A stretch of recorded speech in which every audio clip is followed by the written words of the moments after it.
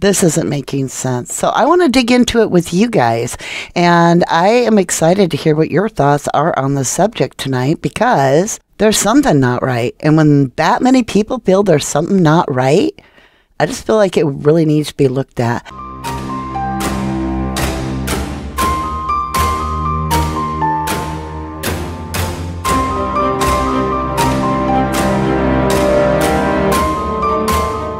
Hi, Big Mikey. I will say it was school newspaper bound and gagged, and then they were made to take it down.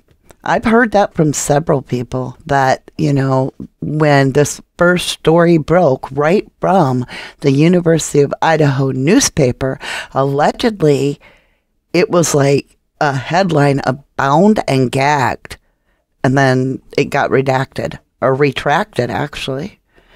So that's always kind of bugged me, because it did go along with that first message, or not message, but post by DM. And we, you know, it's alleged, because we don't know if it was really her account, but it was super early, before people even would have known to create the account, in my opinion. It was super early, and it was right in correlation with the newspaper putting it out. So it bothers me, and I don't trust the LE in that area. I refuse to. I mean, if you're familiar with Sticker Kate, would you? My D'Angelo says the police started a page of all the misinformation that is out there. One of the first reports and debunked in news conference was bound and gagged rumor. Exactly. So I'm telling you now, Ellie has said, nope, nobody was bound, nobody was gagged. So let's get that cleared, because I do not want to hear a whole bunch of that. I don't want to get hit with, you know, this is what that said. So let's get that out of the way. All right, you guys, what are your feelings on this? So let's talk about it for a minute. We have absolutely no DNA on the outside of the home. None. There's not one bloody toe print, shoe print. I don't care how naked you were and barefoot. Chances are there's going to be something. You have a bag of bloody clothes. I mean, is it just that simple that somebody stripped down to absolutely nothing and put it all in the bag and then ran out the slider door in front of God and everybody and right across the street, you know? Have you ever just run across the street in the middle of the night where there's street lights and so forth? You feel like everybody's watching you. So this just seems so bizarre to me. And I'm like, what if the enemy is inside? Why is it that we consider Kohlberger so attractive as a suspect? Because there's a little DNA that was traced that somehow could be transfer, it could be touch, we don't know, that got on the button on the sheath. And we don't even know if that sheath goes to any of the weapons that were used in this crime. Yet we're sitting with a roommate that went out of her way to invite Kaye Gonzalez back as her number one. Whether she went to the home or she phoned, she did it. She pushed and pushed until Kaye decided, yes, I will come back. I will be in that house on that specific weekend in Moscow. And so DM does that. She gets her to come back. And then it throws me even more, because we discussed this last night on yesterday's live, and it's so imperative you really think about that. We have not one word of her, not a mention of her checking on Kaye's wellness. Like, we don't hear anything about that. She isn't the one that ever calls 911.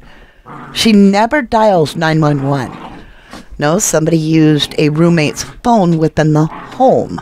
Ellie has refused to answer the question if the roommates had company that night. And I got to thinking about that. Have we ever considered, when we say the enemy inside, that one of these girls, such as DM, could have had the opportunity to bring home a partner? Now, if people are getting home after this, that partner is already inside the house. And this might be a pact to where, there's a lot of jealousy and hatred and whatever. And this person's kind of like swooned this lover to be in on the crime.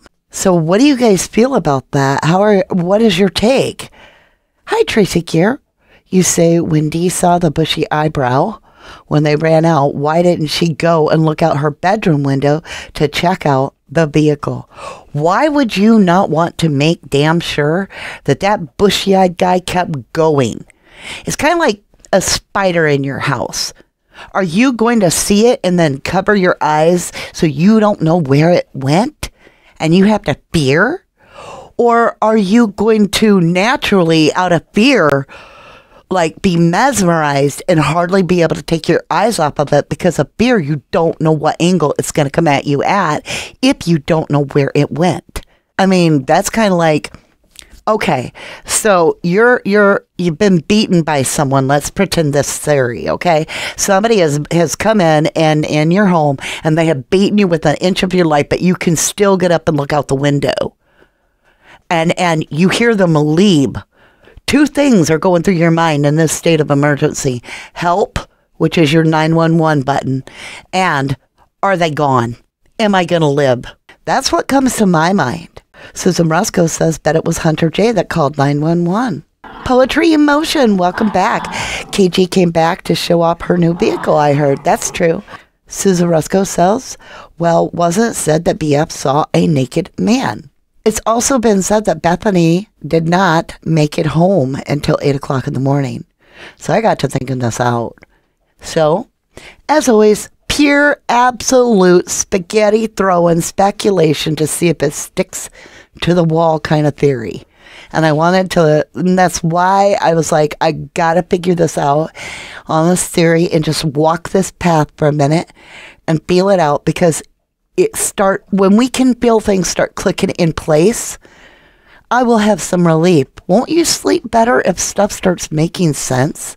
That's how I feel anyway. Sarah McCauley says, spot on. I'd watch where the spider went like a hawk. Here's kind of the scenario. Now, I haven't played it all out. I'm walking it with you like a cold look at this. I think all four of them were absolute targets. Otherwise, if you're committing a murder, the only way Ethan and Santa would have been taken out is if they would have come out of their rooms, I believe, in my humble opinion, and they would have been found dead on the way out the door where they got in the path of the killer, because they would have come running out. But the fact that they're both allegedly in their bedroom means somebody had to go in that room. Now, you could say, okay, maybe Xana came out, saw him, and ran back in her room. And that may be. But that's still, in a sense, they're now became targets, which I know. I'm going nowhere with that. All right, let's go. This is the jealous white female theory that happens to be allegedly a single white female theory that lives in the home. And she's planned this out to where she wants to commit a atrocity, okay? Whatever the motive is, it has to do with jealousy. You can base it however you want in your theory. And so she convinces all the people to be in the house and so forth. And I believe that she only has one male with her. I believe the other female is sidetracked elsewhere. And I believe she is purposely lured away because I believe that this person has a liking and cares for this other roommate. So I think it's two separate timelines. I believe the person has a taser. I truly do. And I believe what really happened was one person, single white female, would taser the male because this keeps him locked up, unable to respond. And I think then the male would take out the female because that's like the safest route I could come up with in this scenario. And now the male takes out the other female to please his woman. The main target, okay, isn't home yet. And so we're going to shut and lock this door. Unfortunately, I believe that one of the victims behind that first set of homicides was not completely at demise. And I believe that was the female. And I think she made it to the door and collapsed. And I think this is where DM got, I'm here to help you, if she even said that at all. But I think this is her man saying, I'm here to help you. I got your back, girl. At this point, the shower is right there. You don't got to truck blood nowhere. You just jump in the shower, get rid of everything, make sure you tidy up a little bit there, and then you go lay and wait. And then the other two victims would arrive. Maybe they lose a dog, whatever. You got to get them up there before they find anything out. Now remember, the door is locked. There's no way in there. You don't have to worry about that, but you could say they're not home yet. Yeah, they didn't get home yet. Whatever. So these two roommates are going to go upstairs and get ready for bed. And this is when, I believe, the second half of the crime takes place. It was that simple. I think that explains the tracking of the footprint in front of Dylan's room. I think they forgot and almost went in her room for something, and she stopped short. And she was like, shit, I'll say I saw someone. So at that point, you don't want to be the one to find the bodies, because that could look extremely incriminating. So you also would like to obscure the time of death. So you're going to open up the back slider, and you're going to open up the front door and air it out. Make sure that the blood smell gets out. You're going to keep the doors locked on both rooms so that you don't have to smell it and so forth. It's also going to slow everybody down. And now you wait, because eventually that roommate is coming home that's been sidetracked. 8 o'clock comes in. Finally, she comes in. We've never heard who was in that house. The killer may have been with DM from the very first second and been there when Bethany got home. Then you get this story about almost passing out, freaking out, carrying on. This could be Bethany totally, truly responding to this mess, hyperventilating, passing out. Okay. And this is DM now has a role model, an actress to be like, oh yeah, that's what I would do. Okay. Because I don't want to think this out, how I'm going to respond. And then the whole thing could boil down to the EMTs arriving. And we know the first responders have the sticker gate problem behind them. And I won't say behind them, because at that time they were still in the middle of saying they had no video. There was no video of them interrogating that kid alone. That didn't happen. They were in that mode. But later, yes, there was a video. So these two guys allegedly lied their ass off about evidence. But now they're the two showing up. And now we got Hunter J, allegedly. We got Hunter Chapin. We got Maisie Chapin. We have DM. Maybe, possibly, how many others? Because it was all over town. By 8:30 in the morning, people were like, oh, somebody OD'd. Oh, somebody got shot. Oh, no, it was stabbings. And by 9:30, they knew what happened. And so I'm asking you guys, here's how easy it goes. All they got to do is now play their cards right, because we've been looking for the killer that would have the connection to the college. Don't forget, allegedly, DM's mom works for that college. Don't forget that college is going to protect their own students at all absolute cost, including burying a building before trial if that's what it takes. I can't let go of the fact that there is so much of the evidence that actually would stick up for this scenario. Being the main one is the lack of evidence anywhere else. There's no evidence whatsoever of a murder outside of this home, including the suspect Kohlberger, not in his car, his office, his apartment, or his parents' home. Nowhere. There is zero connection to him and the victims. The percentage is so high when it comes to who the killer really is most of the time. It's somebody so close to the victim. It's generally a significant other or somebody that is a lover or somebody that you live with. We would have something, you guys. Why would there not be? How is there nothing on the outside of this building? Nothing. Sarah says, I wonder if E and X were out the back after the first attack. If K and M came in through the front door and went straight to their rooms or M's room, there would be nothing to see. AHH says, I believe this was more of a snuff it out film and very eerily similar. Ooh.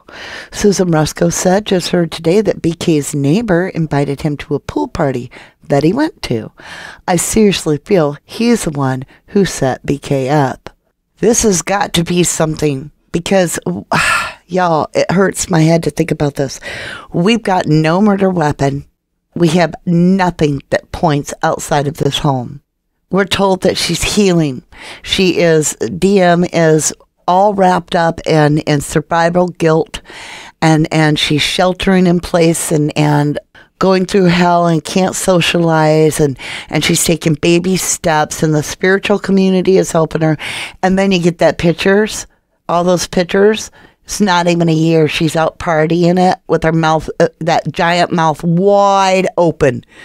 It looks like a picture of Mick Jagger in drag. No offense, but damn it, don't lie to us and expect respect. Because if you're so traumatized that you can't even leave your home, why are you back at the same college town partying it up and dressing like that? Let's be honest. Looks like a 3 o'clock hooker the way some of these girls dress. And I'm not afraid to say, why in the hell entice men by putting everything but your nipples out there? Stop it. We're not living in a very sacred world where men are like, oh, she's showing something, I'll look away. And I'm not saying that gives a man an excuse. I'm saying, why in the hell throw all your gyms out there on the street? It's got to be said, you guys.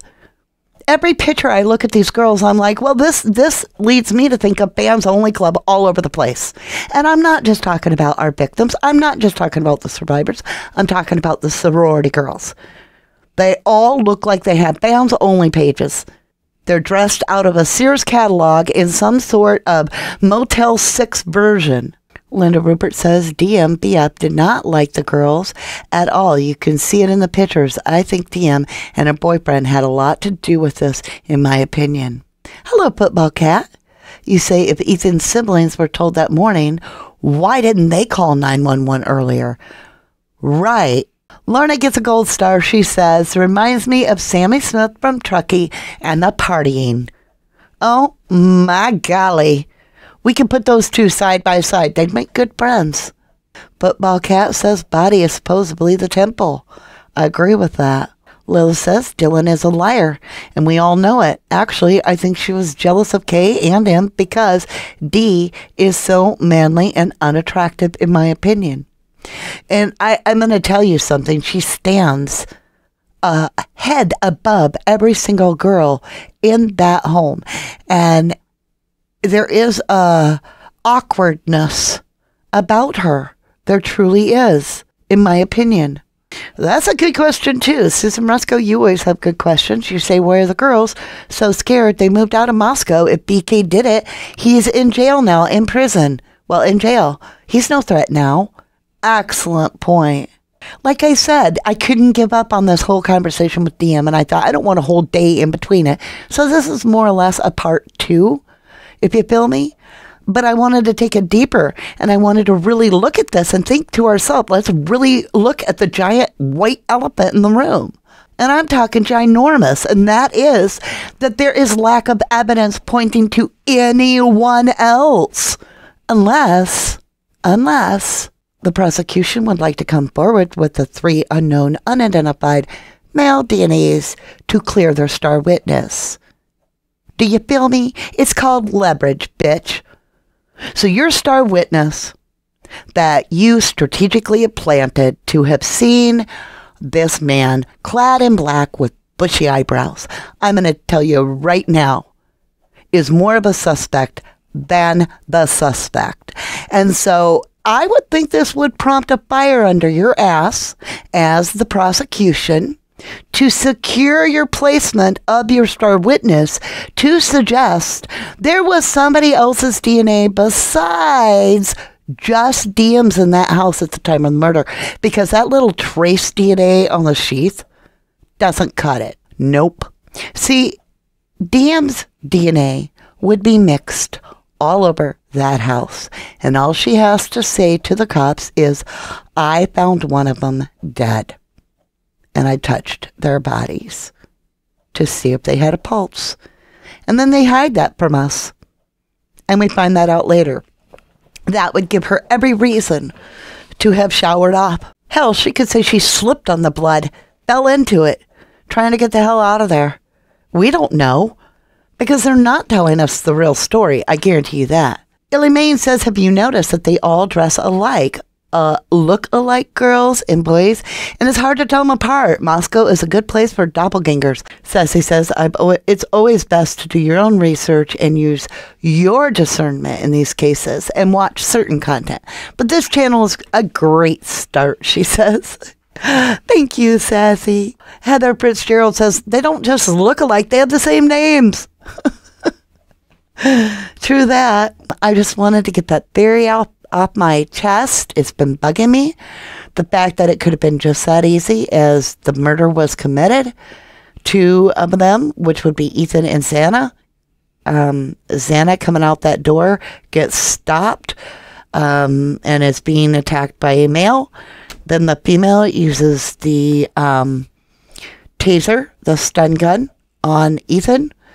And that could be why we heard rumors of dismemberment of him. Maybe they wanted to get rid of the taser marks off his body, if you feel me. Then after that's taken care of, they don't even clean up maybe. Maybe they just wait in that room or whatever until the girls get home. The girls go upstairs, assuming Xana and them are asleep. Nobody's left the room.